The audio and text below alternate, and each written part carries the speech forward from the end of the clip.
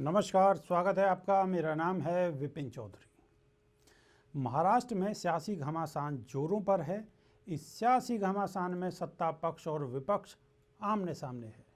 इसी कड़ी में मुंबई पुलिस के पूर्व आयुक्त परमवीर सिंह के लेटर के बाद पैदा हुए विवाद के बीच महाराष्ट्र के गृह मंत्री अनिल देशमुख के बारे में शिवसेना नेता संजय राउत का बयान सामने आया है।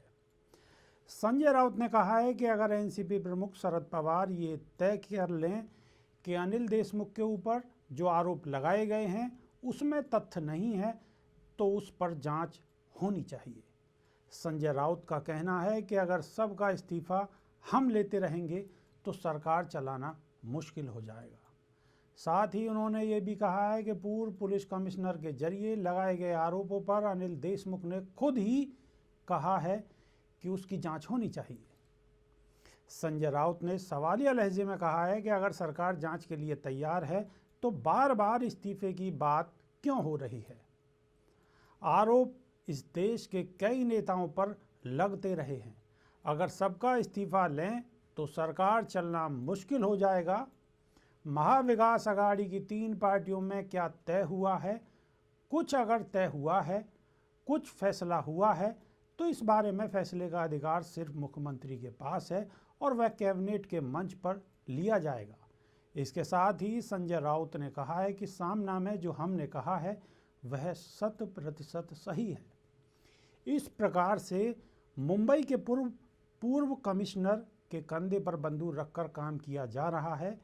पर संजय राउत ने आगे जो बात कही है वो काफ़ी अहम मानी जा रही है, क्योंकि उन्होंने स्पष्ट कहा है कि महाविकास अघाड़ी का बाल भी बाका नहीं होगा।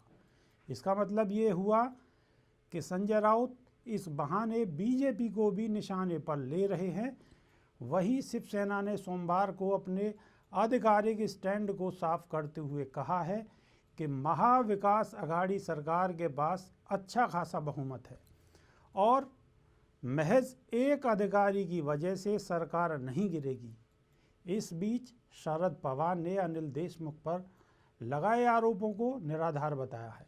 इसका मतलब ये लगाया जा रहा है कि देशमुख सुरक्षित हैं।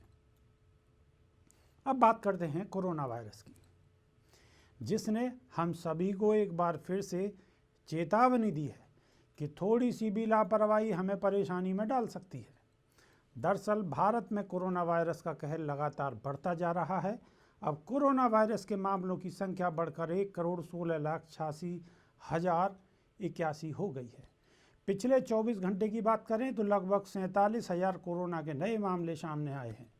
अभी एक्टिव केस की बात की जाए तो इसकी संख्या 3,34,646 पर पहुंच गई है। मौत के आंकड़ों में लगातार बढ़ोतरी हो रही है। अब तक कोविड-19 की वजह से 1,59,967 लोगों की मौत हो चुकी है। पिछले 24 घंटे में कोविड की वजह से मौत का जो आंकड़ा सामने आया है वो भी डराने वाला है, क्योंकि इसकी चपेट में आने से हो रही मौतों के आंकड़े में अचानक से उछाल देखी जा रही है। 24 घंटे के हिसाब से देखा जाए तो अब मौत का आंकड़ा 200 को पार कर चुका है।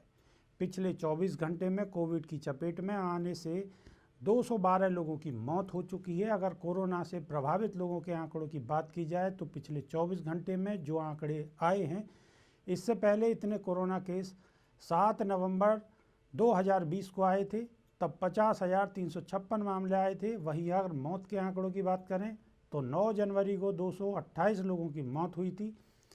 राज्यवार देखा जाए तो पिछले 24 घंटे में सबसे ज़्यादा मामले महाराष्ट्र में दर्ज किए गए हैं, जहां आंकड़ा 30,535 दर्ज किया गया है। दूसरे नंबर पर पंजाब है, जहां 2,644 मामले सामने आए हैं, तो केरल में 1,875 मामले सामने आए हैं। इसी तरह प्रत्येक राज्य में कोरोना के केस में इजाफा हो रहा है। अब हम एक ऐसी खबर की चर्चा करेंगे जिसका संबंध असम से है। चर्चा करने से पहले हमारा एक सवाल है, जब कोरोना की वजह से लोगों का रोजगार जा रहा था, यहाँ तक कि रोजाना मजदूरी करने वाले 2 वक्त की रोटी के लिए परेशान रहने लगे थे, तो फिर ऐसे में किसी की संपत्ति, खासकर नेता की संपत्ति में इजाफा कैसे हो सकता है? आप चौंक गए ना कि आखिर हम कहना क्या चाह रहे हैं? तो चलिए आपको ऐसे नेता के बारे में बताते हैं जो हिंदू मुसलमान के नाम पर राजनीति करने के लिए मशहूर हो चुके हैं। हालांकि उनका ये सिलसिला बीजेपी में आने के बाद शुरू हुआ है। वो कांग्रेस में थे तो उनकी भाषा कुछ और हुआ करती थी। दरअसल हम बात कर रहे हैं असम की चालुकबरी सीट से बीजेपी उम्मीदवार हेमंत बिस्वा शर्मा की।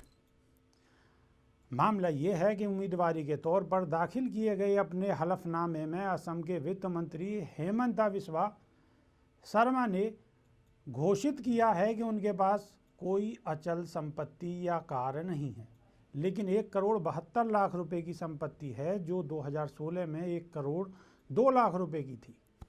हेमंत ने जिस सीट से नामांकन करते हुए हलफनामे में अपनी संपत्ति की चर्चा की, वहां से वो लगातार 5वीं बार चुनाव लड़ रहे हैं। चलिए हेमंत बिस्वा शर्मा की संपत्ति के मामले तक की बात तो ठीक है, लेकिन पिछले 5 सालों में उनके परिवार की आय में 10 करोड़ रुपए से अधिक का इजाफा हुआ है। सिर्फ उनकी पत्नी की संपत्ति ही नहीं, 9 करोड़ रुपए से अधिक की बढ़ोतरी हुई है। मंत्री के 2 बच्चे समेत 4 सदस्यों वाले परिवार की सामूहिक संपत्ति बढ़कर 17 करोड़ 27 लाख रुपए हो गई है, जो 5 साल पहले सिर्फ 6 करोड़ 38 लाख रुपए थी।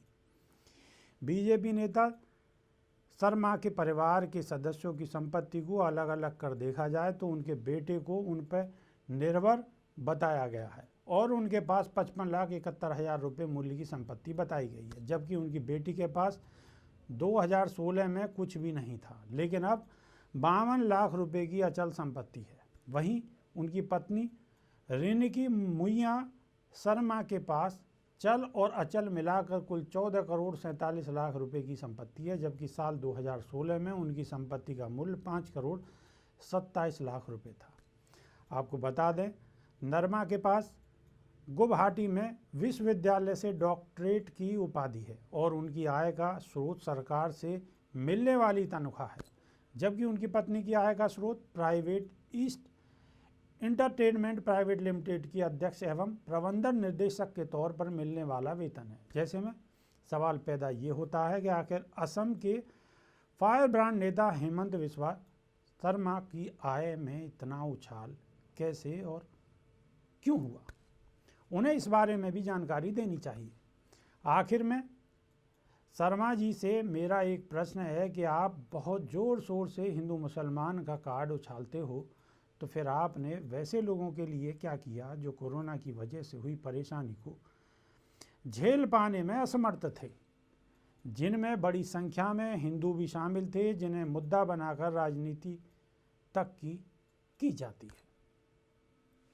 आखिर में बात करते हैं उत्तराखंड के मुख्यमंत्री तीरथ सिंह रावत की। देश में कोरोना वायरस का कहर एक बार फिर से बढ़ने लगा है, जैसा कि हमने अपनी दूसरी खबर में ही चर्चा की है।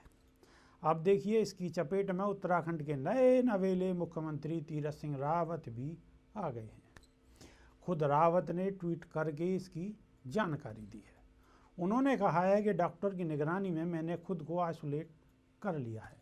तीरथ सिंह रावत ने ट्वीट कर लिखा है कि मेरी कोरोना टेस्ट रिपोर्ट पॉजिटिव आई है, मैं ठीक हूँ और मुझे कोई परेशानी नहीं है। डॉक्टर्स की निगरानी में मैंने खुद को आइसोलेट कर लिया है। आप में जो भी लोग मुझसे कुछ दिन में मेरे संपर्क में आए हैं, कृपया सावधानी बरतें और अपनी जांच करवाएं। अब आप खुद ही अंदाज़ा लगाएं कि कोरोना वायरस ने एक बार फिर से कितना विकराल रूप धारण कर लिया है। एक बार फिर से मार्च का महीना काफ़ी खतरनाक साबित हो रहा है। इसीलिए कोरोना से बचने के लिए आपको खुद भी प्रिकॉशन लेना चाहिए।